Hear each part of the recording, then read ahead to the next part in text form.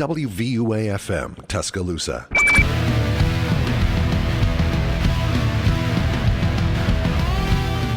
Good evening, folks. Welcome in, as always, to the October 9th edition of the Student Section's College Football Wrap-Up here on 90.7 Capstone.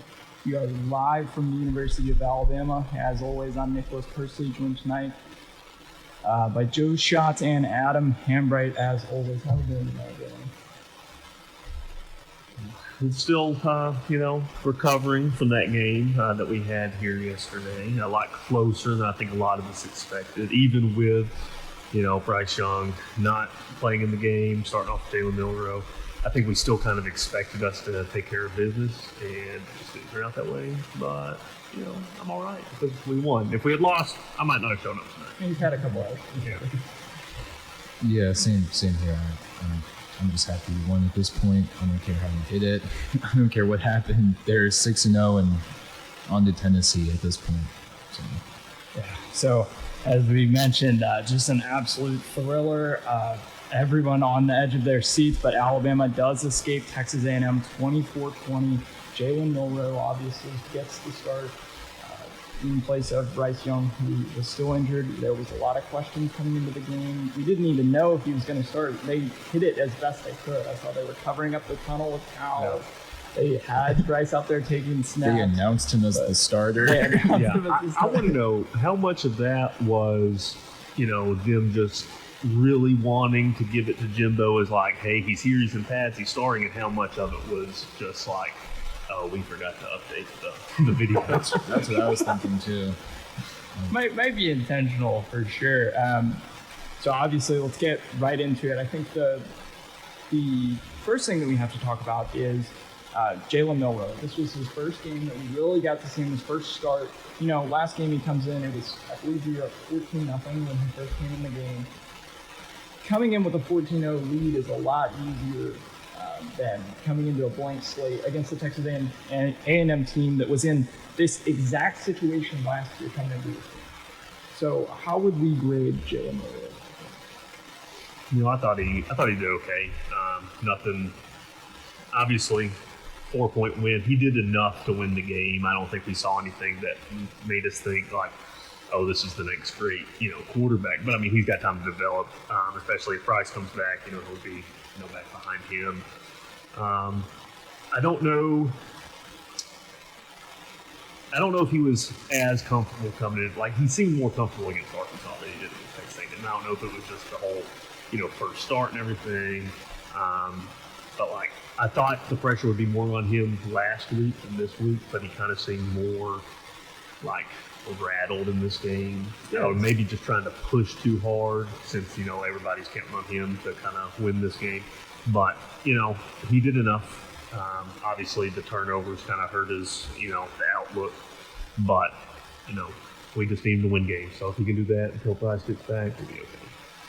Yeah, I'll agree with that too, that sentiment. I mean, if we were to grade it, it would be like a solid C, I guess, for me. I mean, he did, like you said, good enough, 3 touchdowns, had the one interception, but, I think for like a first career start going into like a very intense emotional game, I think he played all right. I mean, he did enough, but we'll be thrilled when Bryce Young's back out there. I'll say that. Yeah, I think we kind of got spoiled. So last time we actually had to rely on a backup quarterback come in. It happened to be Mac Jones, 2019. And he came in, I think he threw for over 300 yards in like every single one of his games. He did have like 2 pick sixes against Auburn. But I mean, we can't expect every backup to be as ready to come in like that. But, like we saw, last week he did, he did really good last week, mostly running. And then this week he passed a little bit more, but he's not a starter yet. We can definitely see why. Yeah, for sure. If I had to give Jalen Milroe a grade, I'm probably going to say it's a B- for me. Like we said, he did enough to win the game. All you can ask of him is to come in and do his best to win the game. I feel like we've been so spoiled at quarterback the past couple of years. Especially with Bryce Young.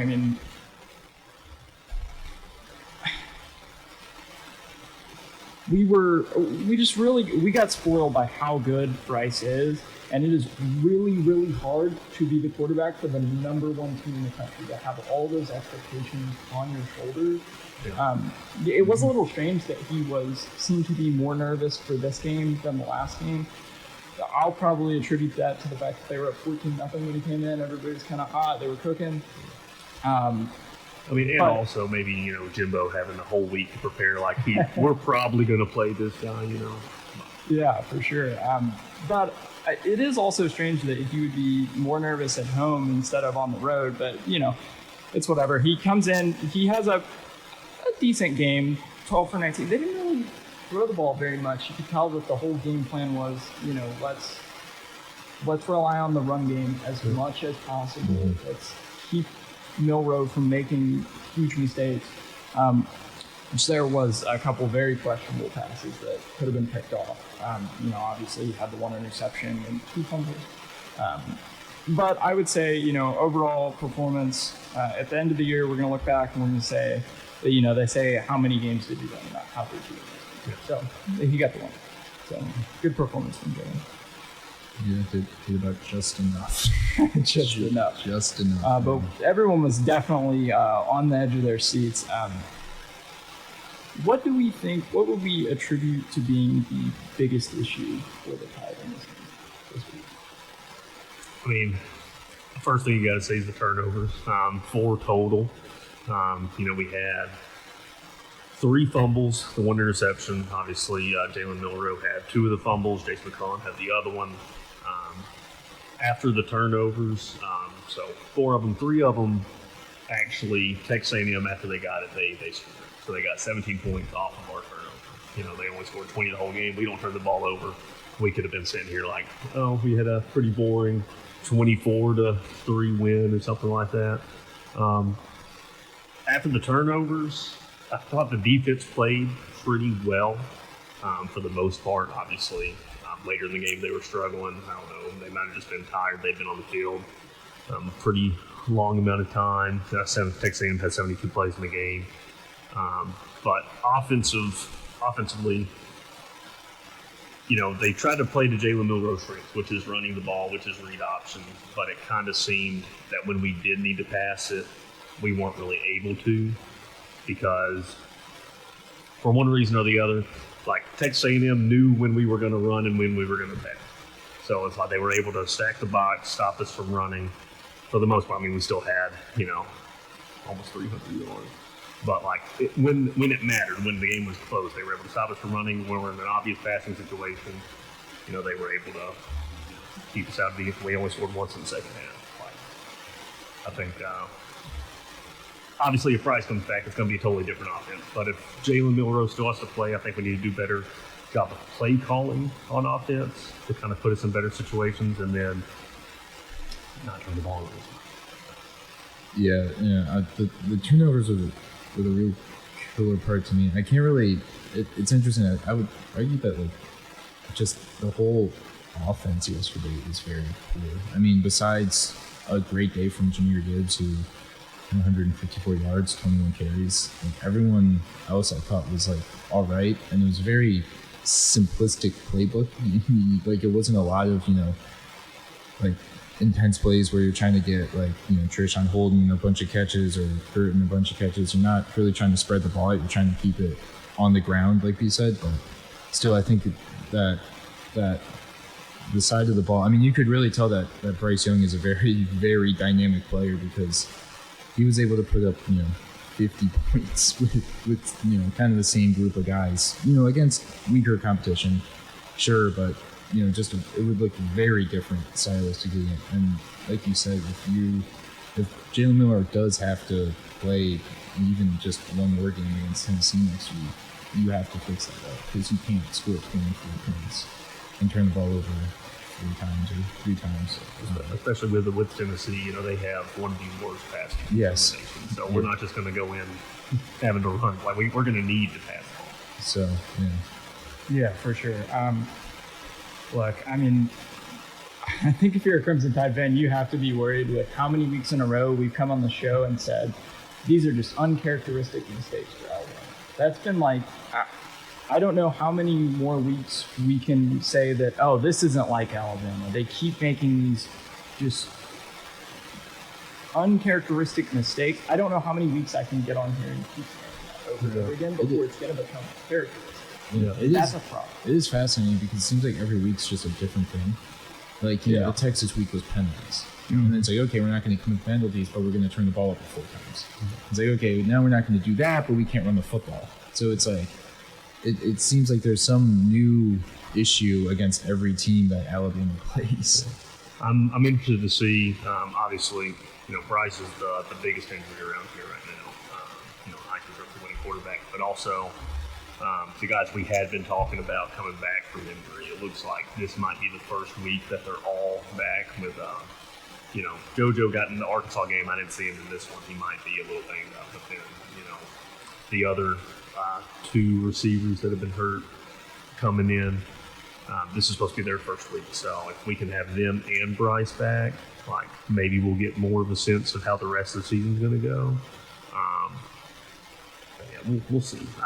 We need to figure something out so that we're not always talking about, you know, what are these little things that, like, why is this team not up to the Alabama standard that we're used to? You know, like you're saying with Phillies against Texas, that was the most in a Nick Saban, you know, game in the history of Alabama.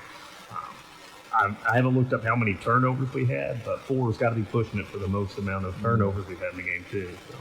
Yeah, I think I saw some stat that said that Alabama, like, this was the first game since 2015, maybe that was the Ole Miss game, where they had 3 turnovers in the first half. Yeah. Just unreal. But I did want to get to, there were some interesting post-game comments from both coaches. So Nick Saban actually said that Bryce Young wanted to get back in the game. What do we read into that? I mean, do we really think that there was a chance that Nick was considering putting Bryce Young back on the field for maybe the last drive? I don't. Do you think it ever got to that point? Because I think Nick Saban is one of those guys where if he is thinking about doing it, he just will. I mean, I don't think he's sitting on the sidelines thinking, should I put him in? Should I not? I think Nick Saban had faith that Jalen Milroe could win the game. I mean, you know, it's like obviously you can start the guy and have confidence in his abilities, but when it's like 24-17 or 24-20 and you need a first down, you know, it's easy, I think, for people to think that, you know, he was going to just put in Bryce Young and try to win the game with him, but I think he just had a lot of faith in Milroe that he could get it done, and ultimately, I guess Milroe maybe didn't get it done on the last drive, but he was able to play good enough to win, like we said. So I don't read too much into that. Yeah, I mean, I definitely think, you know, Bryce is a competitor. He definitely wanted to. He probably wanted to start. Yeah, he was probably like in, you know, Nick Saban's ear before the game, like put me in. Probably wanted to play last week against Arkansas too. Yeah, probably. But this is also the same coach who, in a national championship game, when things weren't going well, he benched Jalen Hurts, the guy who had started the last 2 seasons, and he was the first true freshman to ever start for him. Like this, he had a lot of respect for Jalen Hurts. He was like, "Look, you're not getting the job done. We're going with, you know, this freshman coming in." Now, granted, it wasn't like Tua was hurt and he was putting him in, but if he thinks that this guy's going to give you a better chance of winning, so obviously in this game, either just wanting to protect Bryce or thinking our best option is with Jalen Milroe right now, I don't think Saban ever really thought of putting Bryce in the game. Yeah, it was certainly interesting. I think that honestly, he might have been thinking ahead a little bit to next week. You know, in the back of his mind, he's saying, can we really beat Tennessee with Jalen Milroe? I don't know that they can. I'm very, very cautious. What I saw out there was a team that did not look like it wanted to throw the ball at all. Like, throwing the ball was a last resort. It's interesting. When I was watching the game, it seemed like they were a team that just like didn't quite know what to do, like on offense. Like it seemed like they were very unsure of the situation that they were in. So yeah, and this kind of, you know, the way that we're looking at this team as, you know, a 2022 Alabama team. We've seen, you know, with Tua, with Mac Jones, Bryce Young, like we've seen these explosive offenses, and like the game yesterday looked more like one of those earlier Nick Saban teams, relying on the defense and the run game, not really throwing the ball that much. So if we do have to use Jalen Milroe against Tennessee, I think we can beat Tennessee, but it's going to be like a game like this. Like, it's going to be one of those old school Alabama games where it's like, defense are going to have to take us home. We're going to run the ball just enough, but defense has got to step up. The only thing missing from the vintage Saban team was, an I formation. Yeah.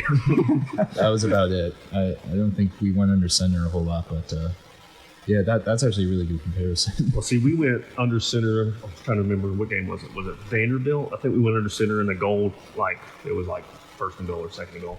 We got under center and like fumbled it like first play. And they were probably like, yeah, we're not going to do that again. Yeah, we're good. Another thing that I wanted to bring up was Jimbo said after the game that this was a battle of backup quarterbacks, but Haynes King was Jimbo's choice 2 years in a row coming out of fall camp. Yeah. I mean, come on, Jimbo. Yeah, I mean, he started the first couple of games and lost to App State before they went to Max Johnson. Max Johnson breaks his hand, and now you're back to him. But I mean, this was your starter. Like, come on, Jimbo. Yeah, that didn't make more sense. Also, one thing that I wanted to bring up was, did you guys see, I don't remember, I think it was on the second to last drive for A&M when they were in the red zone and Jimbo was going to go for it on 4th and 8. They get a false start, and then he was going to go for it again. That blew my mind. What is Jimbo thinking there? I was kind of caught off guard by it too. I thought he would just kick the field goal after the first false start. But, he's also thinking, we haven't scored. Like, at that point, they had only had 3 points in the second half. So he might just be thinking, like, we might not get the ball back. We might not be able to get back down here. So we might need to go for it. But if you were at the game, like, that's definitely one of the loudest Alabama, like, games I've been to at home. And, like, it definitely made a difference on that one. 2 false starts back throw to push them back to where even Jimbo was like, okay, we're going to go for the field goal. And, they still almost won the game, but that was, it was a pretty good environment to be in. Yeah, that was, you're right. At least at my 3 years, I don't think I've been there. Well, I guess the first year, like, wasn't a full stadium, but that was probably the loudest I'd seen the stadium in a long time. Yeah. So let's look ahead a little bit to next week, just the last couple minutes. If Bryce Young is unable to go, can Alabama beat Tennessee? Or we give it a 1 to 10, 10 being, yes, super confident, 1 being least confident? I'd probably just go with a 5, If Bryce is in, I'm going, at least an 8. I mean, Tennessee's looked good, so I wouldn't give us like a 10, we're definitely going to win. But right now, as the team stands today, it's really like a 50-50 shot. Like, we're not going to win that game with our offense. It's going to have to be the defense. So I think, we do have enough playmakers on defense and might be able to take just enough plays on offense to kind of get it done. But I definitely would not be comfortable enough if I was putting money on the game to pick Alabama. Yeah, I would have to go like 1 to 10 if you know to start. I would go like maybe like a 6, like somewhere in the middle, like in the 4 to 6 range. A little bit more confident than me. Yeah, well, yeah. I mean that's just because I don't know. I mean, look, Tennessee still has not beat Alabama since 2006, and I saw a thing earlier. It's like their last 33 games against top 10 opponents, they haven't won. So, like, if you're going by, the superstitious kind of like, oh, we got it, we got it in the bag. But yeah, I'm not going to say that much, but I think Alabama like can win with Jalen Miller. But like you said, they would have to. Defense would have to create turnovers. Like, we would need some kind of incredible, like you said, like Alabama of like the 2000s where Tennessee can't get past midfield until the fourth quarter type of deal.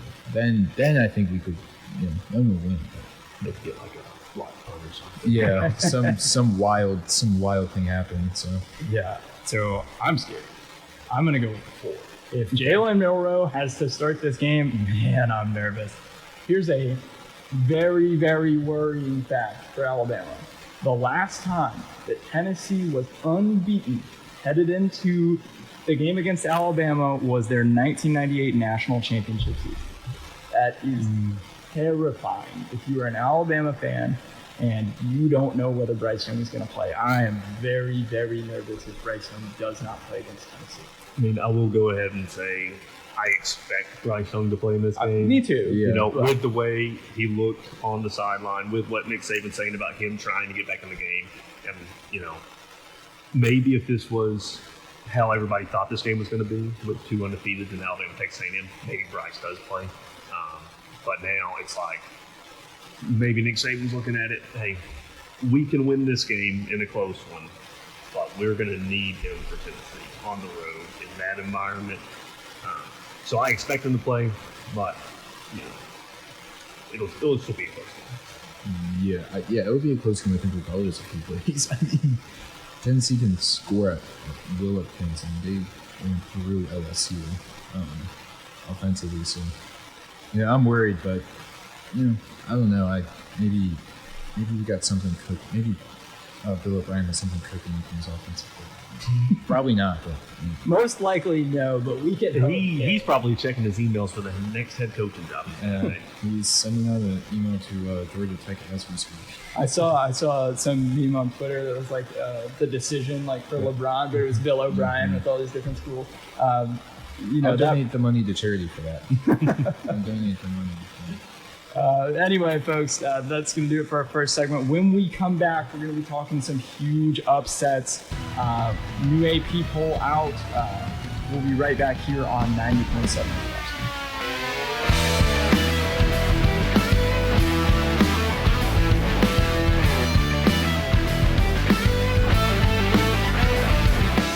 WVUA-FM, Tuscaloosa.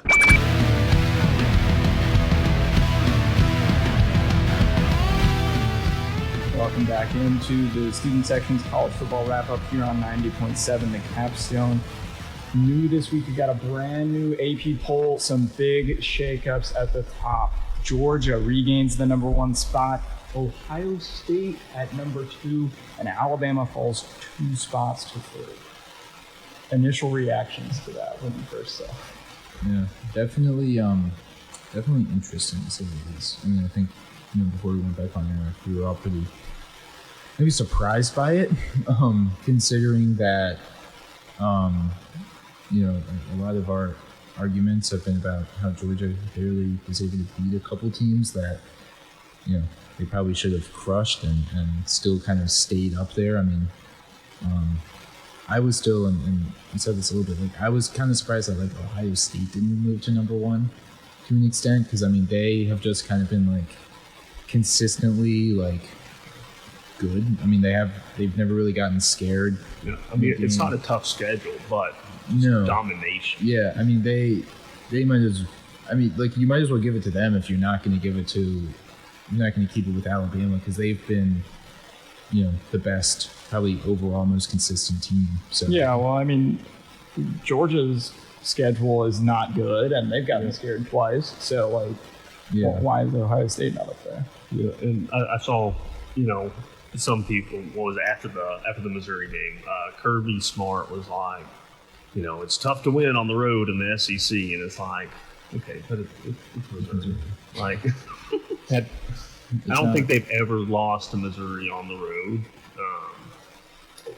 I mean, there might be like 1 year since they joined the conference, but like I was going to say, I think. I mean, Missouri did go to back-to-back SEC championship games in 13 and 14, so it might have been one of those years. But still, Missouri's not good. They went and should have beat Auburn, lost in overtime. Georgia struggled with Kent State at home. Like, that wasn't a road game that you could be like, oh, well, we were on the road. It's tough to win those road games in the back. You play Kent State at home, you struggle until the fourth quarter.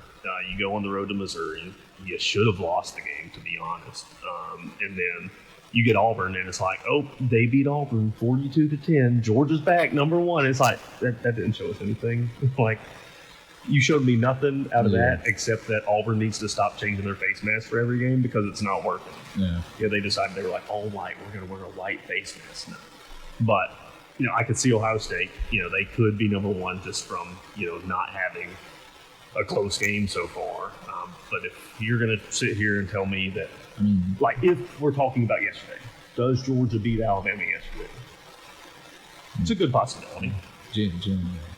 But, we're also dealing with, our backup quarterback. And it's not like a Max Johnson who got hurt. This is a Heisman Trophy winning quarterback who wasn't able to play. So then that, with the turnovers, we struggle with Texas A&M, who's probably only been practicing for this game the whole season. Yeah, it looks like it. No, yeah, I mean, Texas A&M came into this game. We talked a little bit about Jimbo going for it on 4th and 8 in the red zone, but you have to understand that for Texas A&M, this is like the Super Bowl. Everyone who plays Alabama, it's their Super Bowl every single year. Well, also just think back to last year. They lost 2 straight games going into the Alabama game. They had to start a backup quarterback in Calzada, who's now at Auburn. That's the backup there. But Calzada comes in first start, game of his life. And Haynes King, he didn't have the best game. I mean, he was all right. He was a little over 50% passes. He didn't play the best, but if we compare that to his other game, this was way above those. Well, scoring 20 points is a monumental achievement for A&M this year. I mean, it sounds ridiculous, but I think they've only done it twice. Or no, they've done it a couple of times. If we're counting the same Houston game, they put 31 on them, 23 on Auburn, 24 on Mississippi State. Yeah, so it's they might build a statue for Haynes King out there because he put up 20 for them, but I don't know. I'm just kind of surprised that the AP poll. I'm surprised that if you look at it and the amount of first place votes, all of the team the amount of first place votes that were given out, nobody south of Alabama had any. So it's wild because and it seems like the Associated Press writers and whoever is voting on it doesn't give anyone else a shot, which I think probably isn't fair to Clemson, for example, who has 2 top 15 wins. Yeah, so great one. At least I think that there's a shout for a couple teams to have probably been entering the top 3, but I hate all of our polls really, coaches poll.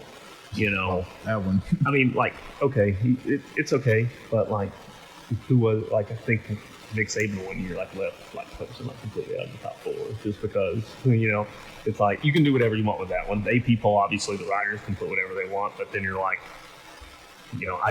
didn't like how they did the top 3 this week, but then if you get just wait for the playoff poll. And it's the playoff poll is just a bunch of athletic directors sitting in a room saying, this team played in this conference, so they should be higher. That's the one that matters. Yeah. Unfortunately. They need to figure something else out with this, the poll situation, and I don't really know how to fix it, but they got to figure something. Yeah, for sure.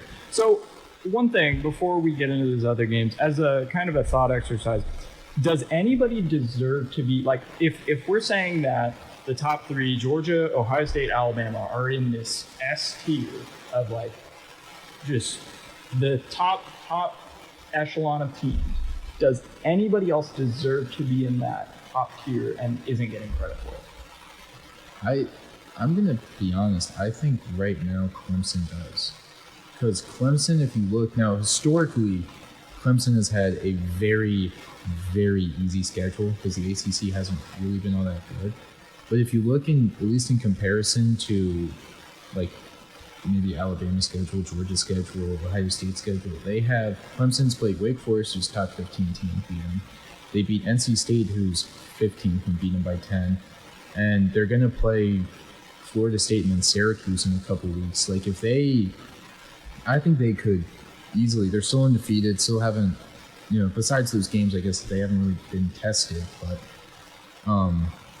for them, I would argue Clemson at this point deserves to get into that maybe top tier, just because if you look at, let's be honest, Georgia, Ohio State, Alabama, or at least Georgia and Alabama have all looked beatable at some point. So I think if they're going to be the top tier, I think you got to move Clemson up at least a little bit. Yeah, I can give you that. Like, if we're not just looking at how they looked in the game, just like they beat they beat the team, they beat the top. The resume, top 15 the resume looks good. A team that I would think about, like it would take a little bit more of an argument right now. Wait another week, we might be calling that a little different. But I like Michigan. They've looked really good in the games that I've watched them in. Just a well-balanced team, special teams, defense, offense, like all of it. They still haven't really played. Their toughest game so far was Maryland, which Maryland has looked a lot better than what they have in the years past. This week they do play Penn State, so next week you might kind of be able to tell more about this Michigan team. But just out of an overall balanced team, I think Michigan's like the most well-rounded. Yeah, certainly. I mean, you could even make an argument for Tennessee needing to be in there. They've looked incredible. And yeah, I mean, Alabama fans are more nervous than anybody next week. Now we've got a number 3 versus a number 6 matchup next week. I mean, honestly, it should be a number 1 versus a number 6 matchup, but maybe number 2, 6. Maybe Nick Saban called somebody in there and was like, "Hey, do not have this at home. We need some extra motivation this week." Yeah, there are a couple. He tapped into the AP voters in Alabama and said, "Let's give us." Not 3, maybe 4. Although I think if it was up to Nick Saban, Alabama would drop to being unranked. And going into Tennessee, unranked versus Alabama 6-0, unranked. Yeah, it's crazy. Yeah. It's a Cinderella story. That would this be the first time since 2007? Yeah. So obviously we got to talk about Tennessee. Just an absolute beatdown of LSU, 40-13, and. If you want to talk about the best possible start you can have to a game, the opening kickoff, LSU fumbles, and you get the ball, you score within the first minute of the game. As soon as I saw that, I was like, "Yeah, this game's over." Very unfortunate. Yeah, I was thinking that too. And in the words of Brian Kelly in his post-game press conference, that didn't quite go the way he expected, or the way he wanted. So not many things happen. Did anyone expect them to win that game? I didn't expect them to win. I expected them to not lose 40-13 though. I thought I didn't think Tennessee was going to be able to score 40 on them. I was thinking, okay, maybe it'll be 35-23, kind of a respectable loss. But yeah, from literally the opening kickoff, it just went bad. Well, I mean, we'll see. We'll see later on in the season how LSU does. That's their second loss, but that is one of the toughest stadiums to play in. Now, I know it was an 11 a.m. kickoff. They didn't have, the night, Death Valley. But I did see on Twitter that the bars opened up at 9 a.m. They had no excuse not to be drunk. They could have went in there. Legally. But, legally drunk. if you're of age, make a rowdy crowd. But also, did you see how many Tennessee fans were at the game? Yeah. It was almost, if not over, it was at least half the stadium was Tennessee fans. It was what has happened to LSU football? Yeah. So you talked about a great stadium. Now let's talk about a stadium that nobody wanted to be at. Let's skip down the list a little bit to UCLA, who defeats Utah 42-32.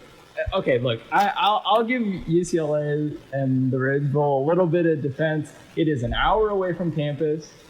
They said that it is just miserable to be there. They shouldn't be playing there. Yeah. They should have a 40,000 seat stadium on campus. It would be Utah's hotel room was over half the distance closer than UCLA's. Yeah. When has that ever happened? But yeah, I also don't really understand with UCLA because they haven't. This was their first test, right? They hadn't had a tough schedule. They beat South Alabama by 1 point at home with the lowest attended game in their history, and then they have Utah, who everybody's talking about being in the Pac-12 championship game, and then they beat them. I didn't think UCLA was this good, I mean, it's hard to watch the games when nobody's in the stands, so I hadn't watched them a whole lot. But, I watched most of the South Alabama game. After that, I was kind of tuned out on this team. I like Chip Kelly as a coach. He didn't work out in the NFL, but he was a great college coach when he was at Oregon. Maybe they're going to be the team to compete for the Pac-12, but how can you sit there as a voter and vote this team into a playoff, if it comes down to it, with how they look against South Alabama. Like if it's close between them and another team, and you can be like, they beat South Alabama by 1. No conversation needed after that. Yeah, the big test for them, and obviously they have Oregon on the road next week, so that's a very big test. But the fascinating thing about the Pac-12 is that like they have like that whole like transitive property thing going, where it's like this team beat this team, who beat this team, who beat this team. Yeah. So like in a long convoluted way, like Colorado is going to beat USC, like some like all of the connections lined up, but like so what you're saying is South Alabama is the 3rd best team in the Pac-12. Possibly.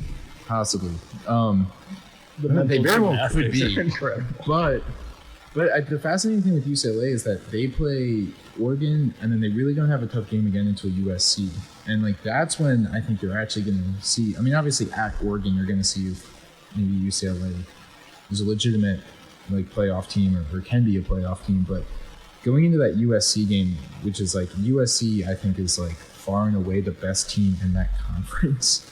If I'm being honest, like I think it's close, but I think USC has been the best team so far. So I think going to that game, I think UCLA is going to be like, you have to, obviously you got to get past Oregon and then Stanford and Arizona, but like, I mean, we might be sitting here having Oregon as, the Pac-12 representative after losing almost 50 points week 1. They might, Pac-12 might not get a representative, to be honest.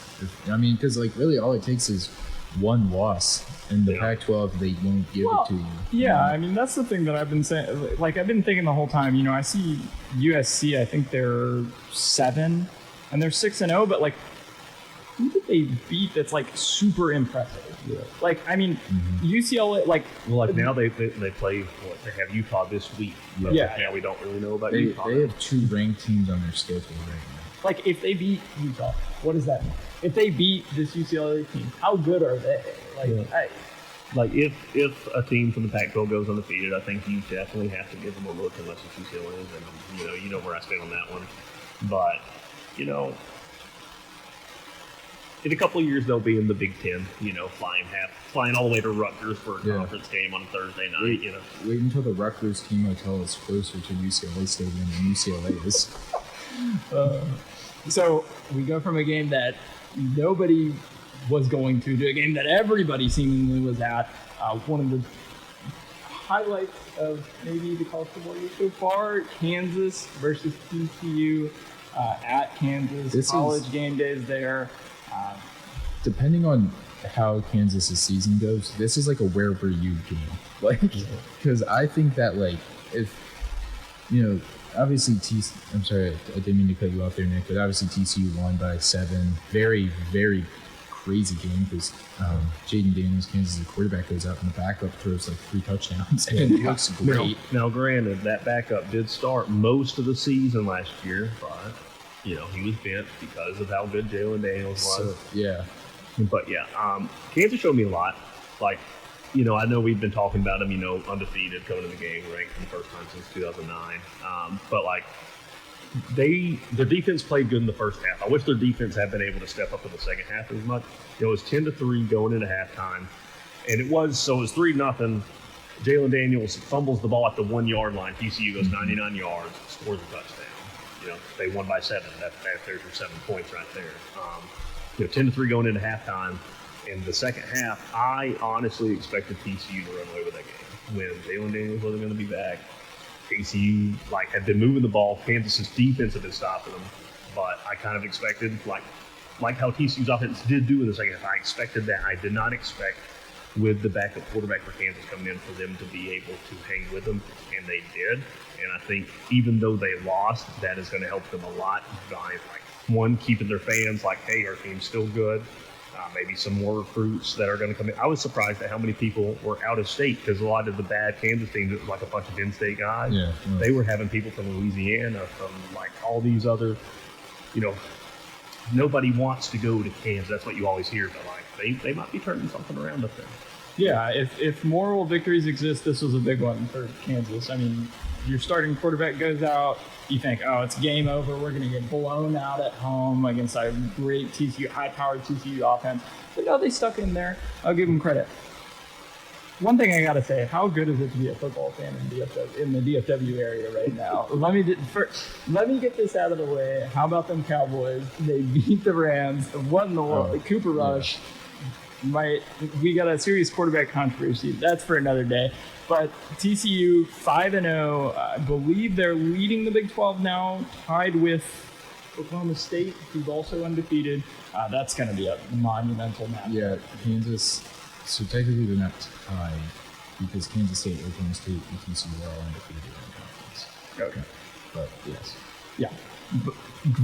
Like, that's going to be a monumental matchup coming up. Just a good game for the Horned Frogs. I mean, you beat who you got to beat, right? Yeah. Like, you can only play the team that's put out there against you. Yeah. I don't think we can really, I mean, maybe we don't want to give TCU the biggest amount of credit for this win that Kansas's quarterback goes down, but you can only play who's there. They jump up 4 spots. They're number 13 in the AP poll now. See, that's not a bad thing. They played how they played against Oklahoma. Obviously, Oklahoma is not doing so hot, but then they come out, they take care of business at Kansas, who was undefeated coming into the game. So I'm okay with that. But some of these others. Yeah. Quick shout out, I think, before we have to really big. Shout out James Madison. Oh, 5-0, first year in the FBS, and they're ranked 25th. Good for them. yeah, we're gonna get back to that one in a little bit. But anyway, when we come back, we will have our biggest winners and losers from this week in college football, and we will also have our predictions for next week. We'll be right back here on 90.7 The Capstone.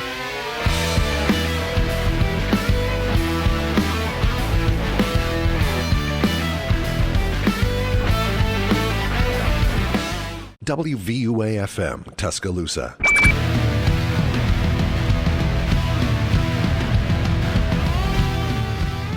Hello, welcome back to 90.7 The Capstone. It's our college football recap show, and we're going to get into our final segment here of the night, where we make our picks, get our biggest winners and losers, and I guess let's start with winners and losers.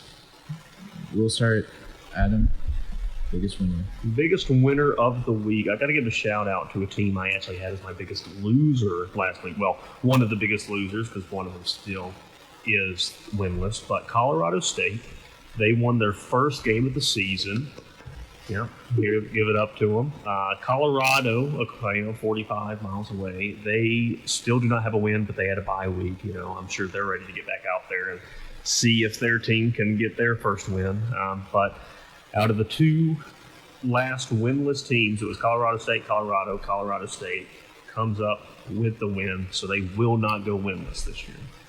Yeah, so for my biggest winner, we've probably got the biggest winner in all of college football. I don't care what you think. James Madison, the newest entrant into the Sun Belt. They are 5-0. They have yet to lose a game since entering FBS football. And I mean, what in the world? I mean, who would have expected that? They can't even go, they're not playoff eligible. They're not bowl game eligible, I don't believe. They have a conference championship game too, so they can't even win the Sun Belt. It's unreal. We're going to have an honorary Sun Belt champion this year. I hope they go undefeated and just claim the national championship. Like UCF. Yes. Oh my gosh. I mean, honestly, I would like it. I would like it more than UCF. That would be sick. They should definitely do that. I like shirt. At Sickos Committee. So for my biggest winner, it sounds maybe weird to say that they're going to be my biggest winner, but I'm going to go Notre Dame. They played number 16 BYU. They played it in Vegas, so kind of an interesting game. But they won 28-20. I think this was a game that Notre Dame kind of needed to win. Yeah, I don't understand. How do you have the Catholic school and the Mormon school playing in Vegas? It's a holy war. In Vegas. It's a holy war, yeah. Well, it's like the BYU Baylor game. Oh, yeah. Somebody said it was they would all be home by 9 o'clock and no activity. So Notre Dame's going to be my winner. I think this was kind of they needed this win. They're 3-2 on the year, and it's been a very hard year for them. But they have relatively easy run coming up. They got Stanford, USC before they hit the road to Syracuse. So they could very well be right back into the top 25 here pretty soon. So that's going to be my biggest winner. Let's go around biggest losers. Yeah, my biggest loser got to be LSU. Probably on the you had a top 10 team coming into your stadium, and you're trying to keep up. You want to be known as the Death Valley, not Clemson. They're not Death Valley. You're Death Valley. And then it's almost a home game for Tennessee, and you lose by 40 points. It was not a good showing for LSU this weekend. Yeah, you could say it certainly wasn't what they expected to happen this year.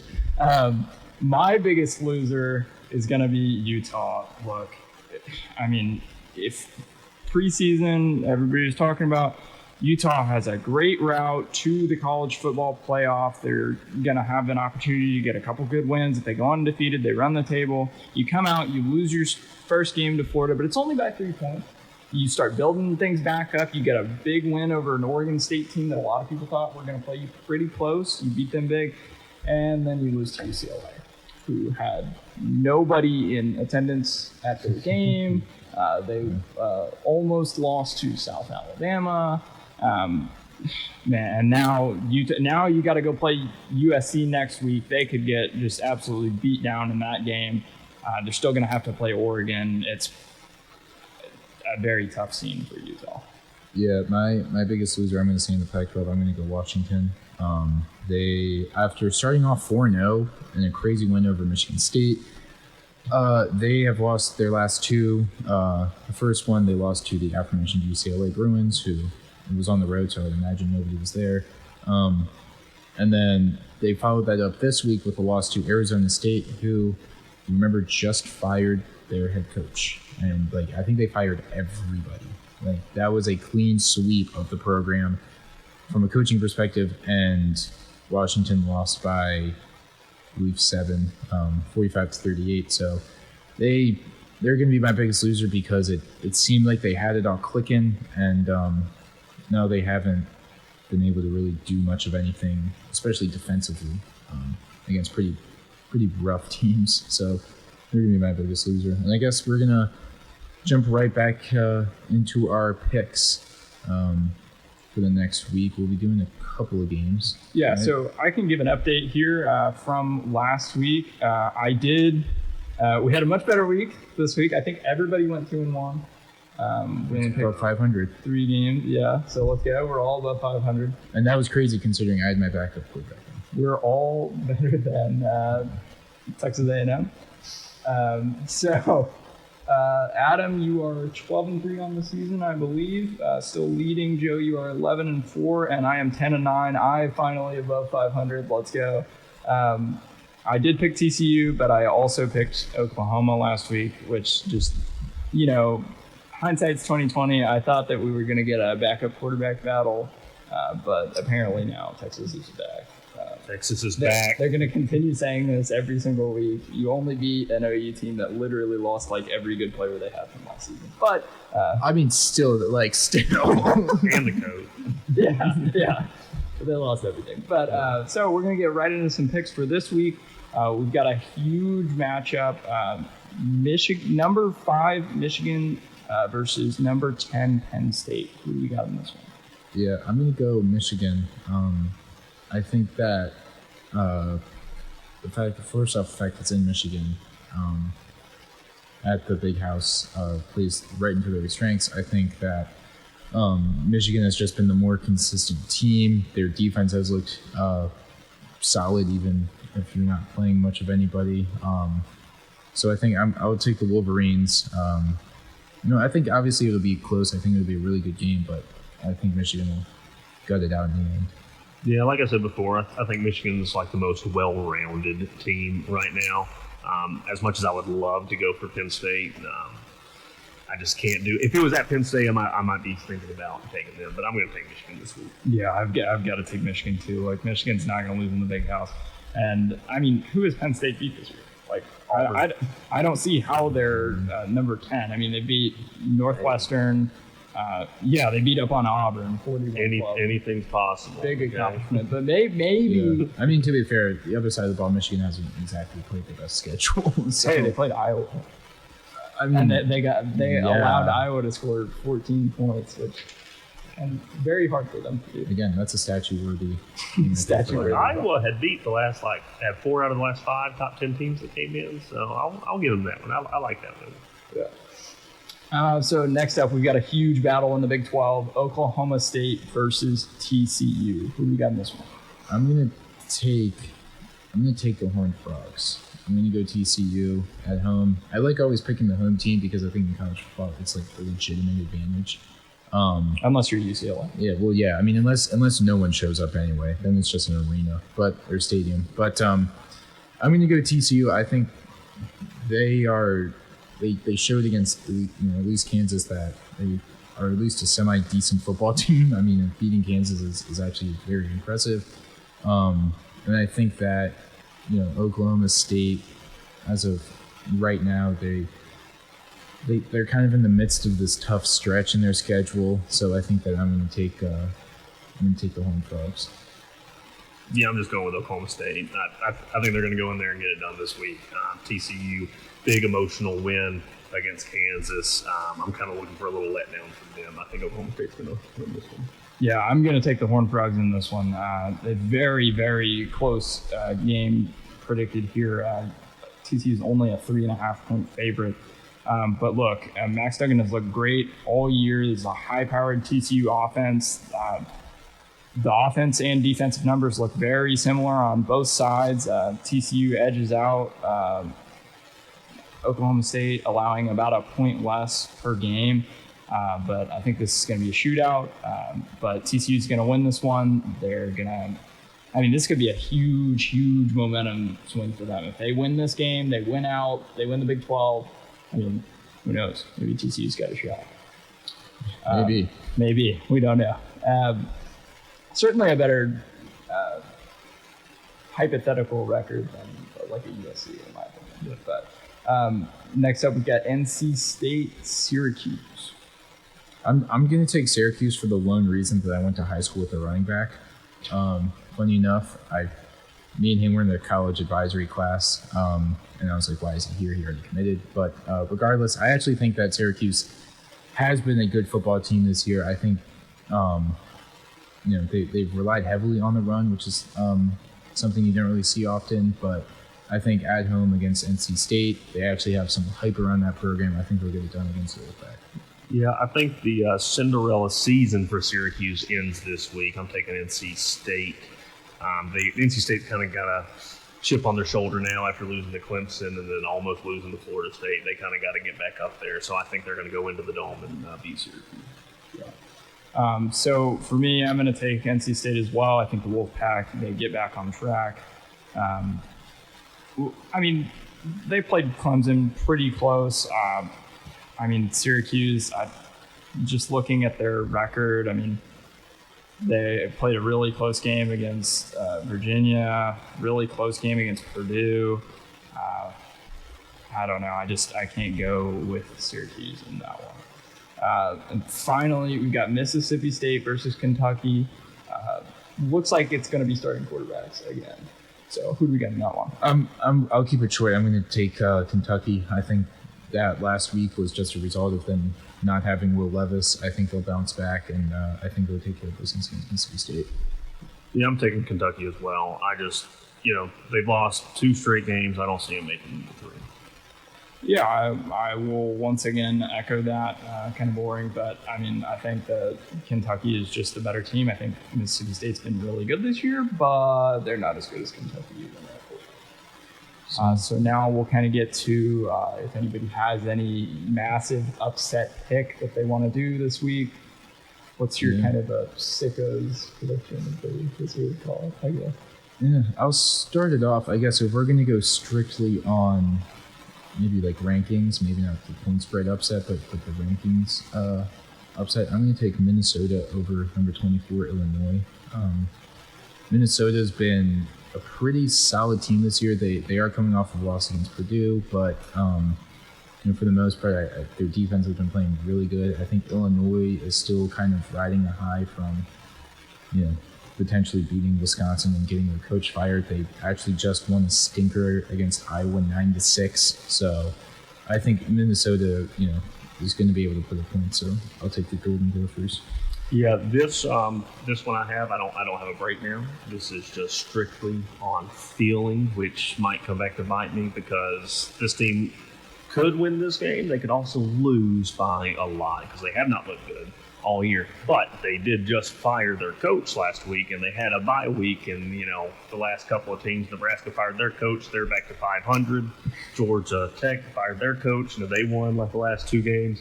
So Colorado, the last winless team, 14-point underdogs to Cal. I'm picking Colorado with the upset. Is that game in? It is in Boulder. I can't imagine that would be another game team. I'm going to go for a crazy one here.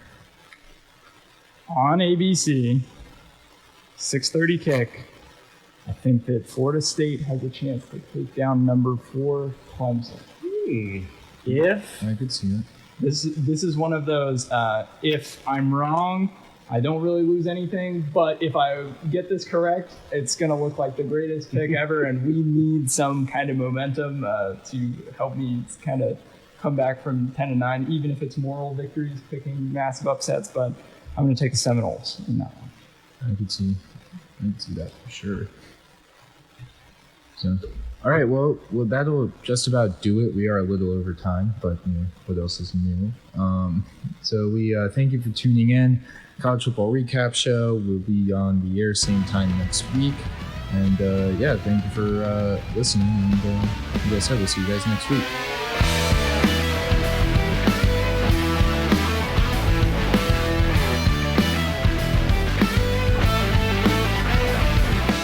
WVUA FM, Tuscaloosa.